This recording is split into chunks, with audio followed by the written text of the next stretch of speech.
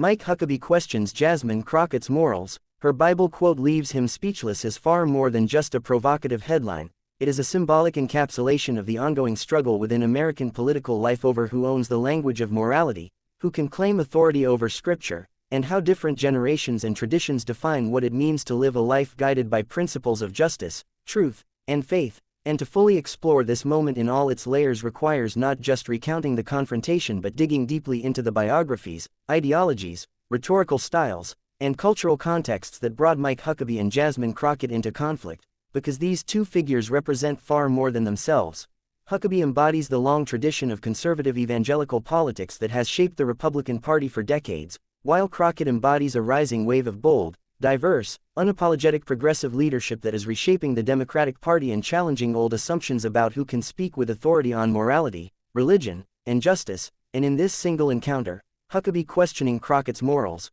Crockett responding with a devastatingly precise Bible quote that left him silent, we see the clash of two Americas, one clinging to a rigid, narrow, and often exclusionary vision of morality, the other advancing a broader, more inclusive, justice-oriented vision that insists morality is not about controlling others but about serving others. And this clash is not new but is part of a long history stretching back to the very founding of the United States, when religion and politics were first intertwined and when debates over slavery, women's rights, civil rights, and economic justice were all infused with appeals to Scripture, with different sides claiming God was on their side. And time and again it has been the unexpected voices, the marginalized, the prophets from the edges of society, who have spoken the truest words, leaving the powerful exposed and speechless, just as Crockett left Huckabee in this exchange.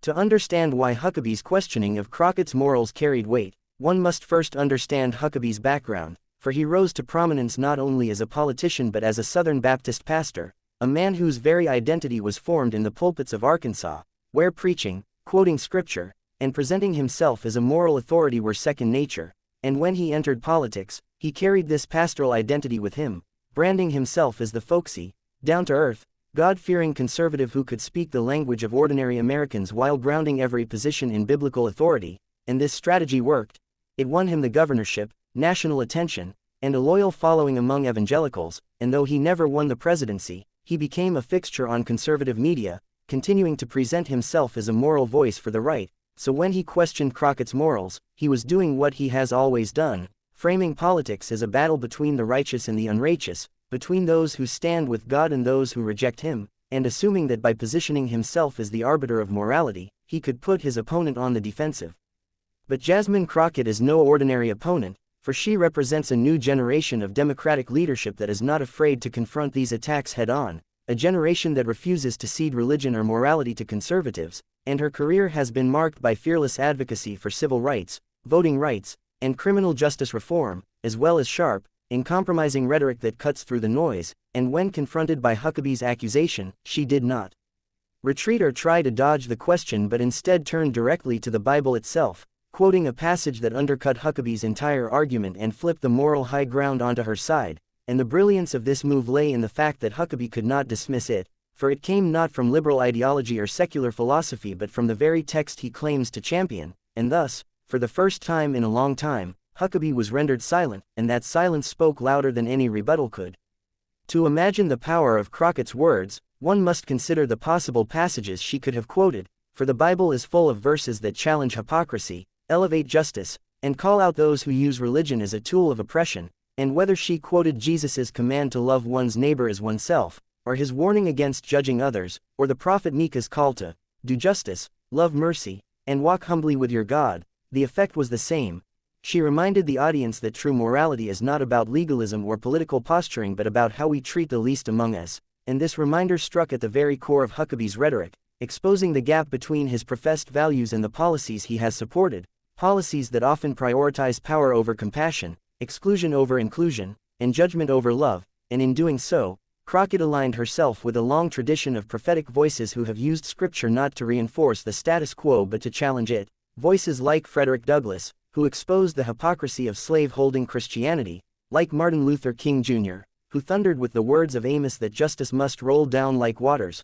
like Fannie Lou Hamer, who fused faith with her fight for voting rights, and like countless unnamed pastors, preachers, and activists who have drawn on Scripture to demand justice. And Huckabee, faced with this tradition embodied in Crockett, had no response, for his arsenal of talking points was designed to confront secular arguments, not scriptural ones, and when the very book he uses to wield authority was turned back on him, he was left defenseless. This moment, though personal, has larger cultural and political implications, for it signals a shifting landscape in American politics where the monopoly conservatives have held on religious rhetoric is breaking down, where younger, more diverse leaders are reclaiming scripture in the service of justice, and where the question of morality is being redefined for a new generation, and this redefinition is desperately needed. For too long morality has been reduced to a narrow checklist of personal behaviors: what one does in the bedroom, what one believes about abortion, whether one conforms to traditional gender roles, while neglecting the broader moral imperatives of caring for the poor, welcoming the stranger, healing the sick, and pursuing peace. And Crockett's boldness in quoting scripture in this way reminds us that morality is not the private possession of a political party but the shared calling of a people, and that true morality cannot be confined to the walls of a church or the slogans of a campaign but must be lived out in how we structure society, write laws, and treat one another.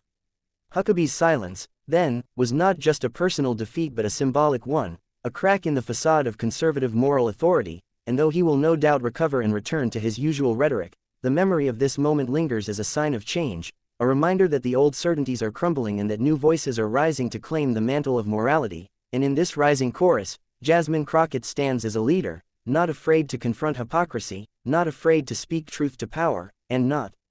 afraid to wield the Bible itself in the service of justice. And this courage is what left Huckabee speechless, for courage, when rooted in truth, has a power that no rehearsed talking point can withstand, and the more one reflects on this moment, the more one realizes it is about far more than just Huckabee and Crockett. It is about America itself, standing at a crossroads, deciding whether morality will continue to be defined by exclusion, judgment, and control, or whether it will be redefined by justice, compassion, and love, and in that choice lies the future of the nation.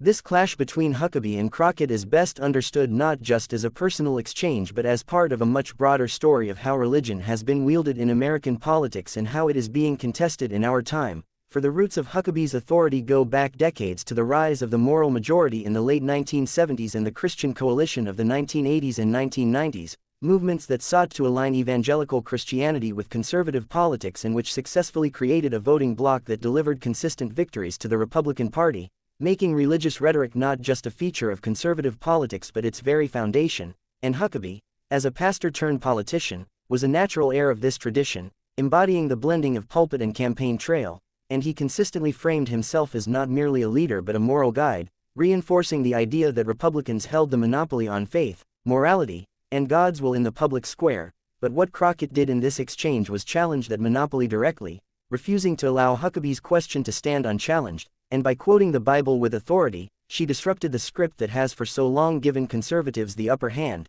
And this disruption matters because narratives shape power, and for decades the narrative has been that Democrats, especially progressives, are hostile to religion, that they are secular, godless, or immoral, while Republicans are Christian, faithful, and moral. And though this narrative has always been simplistic and false, it has been politically effective. Yet moments like Crockett's response begin to shatter it, reminding Americans that faith is not bound to party lines and that the Bible itself often sides with the oppressed rather than the powerful, with the marginalized rather than the comfortable, and with those demanding justice rather than those defending the status quo. Consider the long line of progressive faith traditions that Huckabee and others like him conveniently ignore. The Black Church, which served as the backbone of the civil rights movement, Catholic social teaching, with its emphasis on the preferential option for the poor, liberation theology in Latin America, which read the gospel as a call to stand with the oppressed against authoritarian regimes, and countless grassroots movements across history where faith inspired people to challenge injustice. And Crockett's voice carries echoes of these traditions, even if Huckabee and his allies would prefer to erase them. And by channeling this lineage, she positions herself not as an outlier but as part of a vast chorus of believers who refuse to separate morality from justice, who refuse to let religion be weaponized against the vulnerable, and who insist that the true heart of Scripture is love. Huckabee, confronted with this reality, could only fall silent, because to respond would require either twisting Scripture beyond recognition or admitting that Crockett was right, and neither option was palatable for a man who has built his brand on claiming biblical authority. So silence was his only refuge, yet that very silence was deafening, for it revealed the weakness of his position and the strength of hers. And in politics, silence at the wrong moment can be more damaging than any spoken words. The audience, too, understood this dynamic, for reactions to the exchange quickly spread across social media and news outlets, with many praising Crockett for her boldness and clarity, while others criticized Huckabee for underestimating her and for failing to mount a defense. And this polarization of reaction further illustrates the deeper cultural divide in America today, where questions of faith and morality are not just theological but political, where quoting the Bible can be seen either as an act of liberation or as an act of manipulation depending on who does the quoting, and where the meaning of morality itself is contested terrain. Yet Crockett's intervention shows that this terrain is shifting, and the implications are profound, for if Democrats and progressives can consistently reclaim the language of morality and faith, then one of the Republican Party's most powerful weapons will be blunted, and American political discourse will be transformed, and indeed this transformation is already underway, as younger generations of Americans, increasingly diverse and less tied to institutional religion but still spiritually curious, are more open to alternative interpretations of faith that emphasize justice, equity, and compassion over dogma and judgment, and leaders like Crockett are well positioned to speak to these generations, weaving together the language of faith and the language of justice in ways that resonate deeply. Huckabee, on the other hand, represents a fading order, one that relies on fear, control, and exclusion to maintain its grip, and though it still holds significant power, moments like this reveal its fragility, its inability to withstand the challenge of a new vision, and its eventual decline, for history has shown time and again that rigid systems that refuse to adapt will crumble, while voices of justice will endure.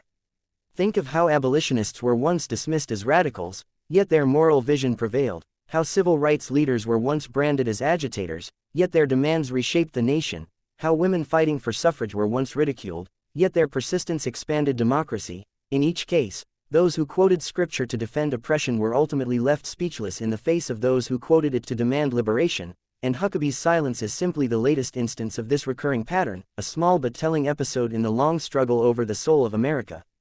For Crockett, this victory is not merely rhetorical but strategic, as it demonstrates to her supporters and to undecided observers that she is not only fearless but also capable of outmaneuvering even seasoned opponents on their own terrain. And for Huckabee, the loss is not merely personal but symbolic, as it undermines the illusion that conservative leaders hold uncontested authority over the Bible and over morality itself, and this symbolic loss may reverberate far beyond this single exchange, inspiring other progressive leaders to speak more boldly about their faith, encouraging communities of faith who feel alienated from politics to re-engage, and unsettling conservatives who realize their grip on moral language is slipping. The beauty of Crockett's strategy lies in its simplicity. She did not need to invent a new philosophy or craft a clever insult. She simply held up the mirror of Scripture to Huckabee's accusation and let the words speak for themselves, and in that mirror, Huckabee saw not Crockett's reflection but his own hypocrisy, his own failure to embody the values he preaches, and this realization, however fleeting, robbed him of speech. Silence, in such a moment, is not neutral but damning, and it testifies to the power of truth when spoken with clarity, courage, and conviction.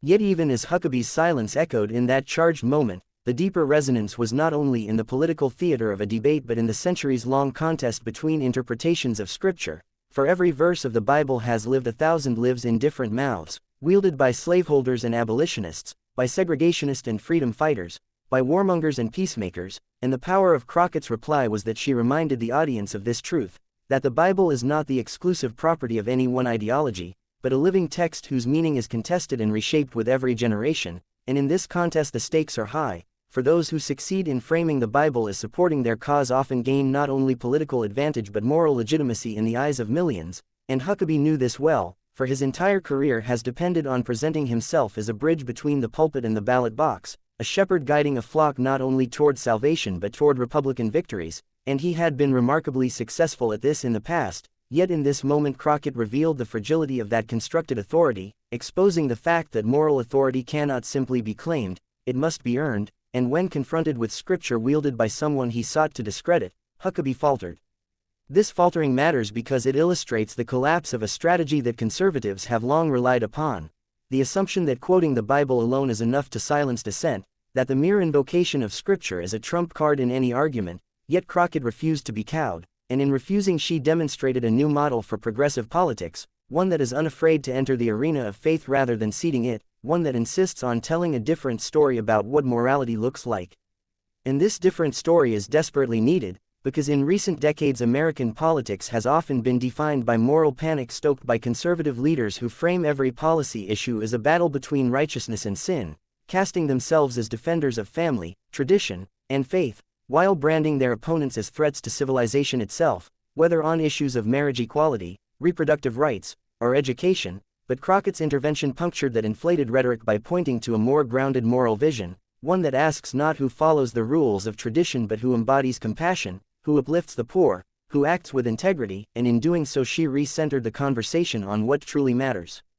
Huckabee's silence was thus not only personal embarrassment but a symbolic unmasking of the hollowness of a politics that weaponizes religion without embodying it, a politics more concerned with control than with love, more invested in preserving privilege than in expanding justice, and audiences attuned to this contradiction could sense its unraveling in real time, for when a preacher-politician has no words to defend himself against the very scripture he wields, the illusion of authority shatters. The implications extend far beyond Huckabee, for his brand of politics represents a larger movement that has sought to define American identity narrowly, aligning morality with nationalism, patriarchy, and exclusion. Yet Crockett's response illustrates how fragile such definitions can be when confronted with alternative readings rooted in justice, inclusivity, and humility. Consider how the prophets of old spoke truth to power, often standing against kings and rulers, calling out corruption, demanding care for widows,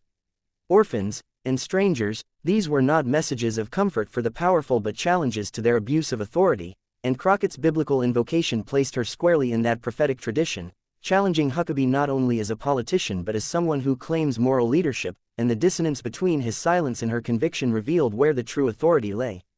This is why the moment resonated so strongly with audiences. It was not just a witty comeback but a revelation of power, showing that morality in politics is not about who can quote scripture most loudly but about who can embody its core values in the public square, and Crockett's courage in seizing that moment may inspire a generation of leaders to follow her example.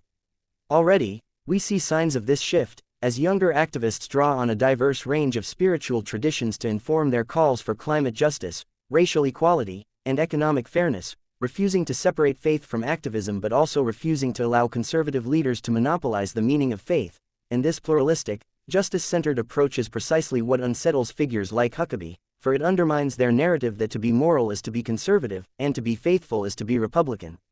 The unraveling of this narrative is significant because it signals the possibility of a new political alignment in which questions of faith and morality are no longer the exclusive terrain of the right, and in such an alignment leaders like Crockett may play a pivotal role, not by abandoning their progressive values but by articulating them as moral imperatives rooted in a long and rich tradition of justice-oriented faith.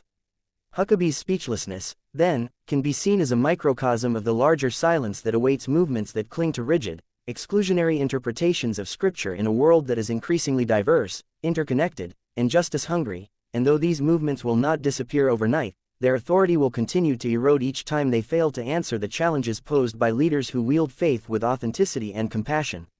In this sense, Crockett's victory was not just rhetorical but prophetic, a sign of where the nation may be heading if it dares to listen to voices that insist morality is not about power but about love, not about judgment but about justice, not about exclusion but about embrace.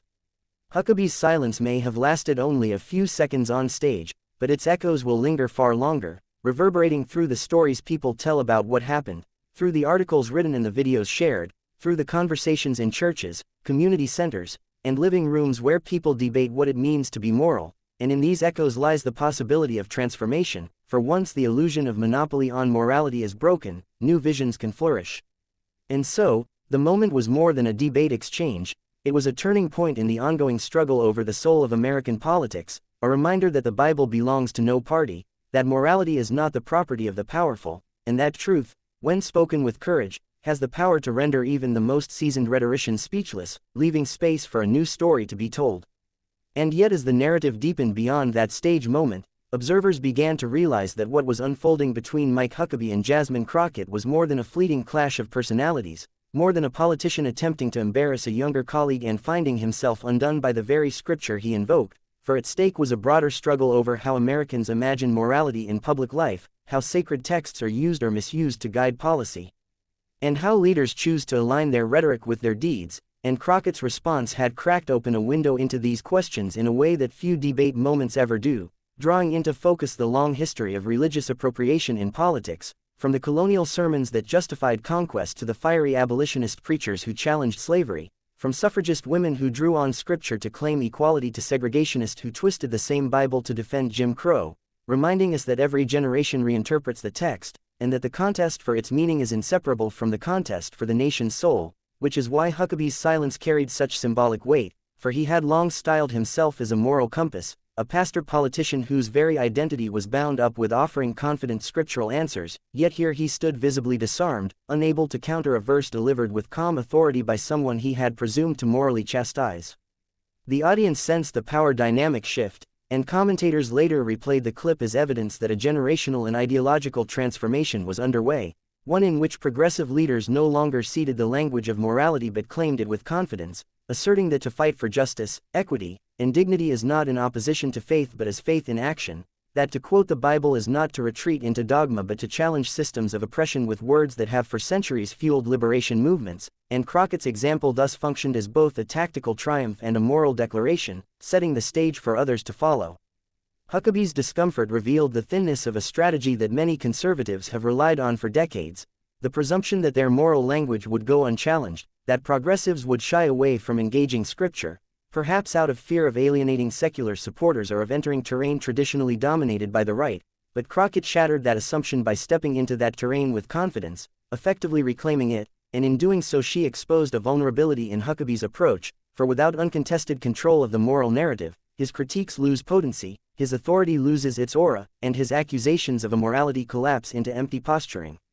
This collapse is important because it signals that the monopoly once held by conservative evangelicals over the definition of morality in American politics is crumbling, challenged not only by demographic change but by courageous leaders who refuse to be boxed into the false dichotomy of faith versus progressivism, and Crockett's voice symbolizes this refusal. Her use of scripture was not ornamental but substantive, reminding the audience that morality cannot be reduced to rigid dogma about personal behavior while ignoring systemic injustice, that true fidelity to sacred texts requires caring for the poor, welcoming the stranger, seeking justice for the marginalized, and embodying compassion, and in pointing to this broader vision she highlighted the hypocrisy of those who preach morality while defending policies that harm the vulnerable, enrich the powerful, and sow division.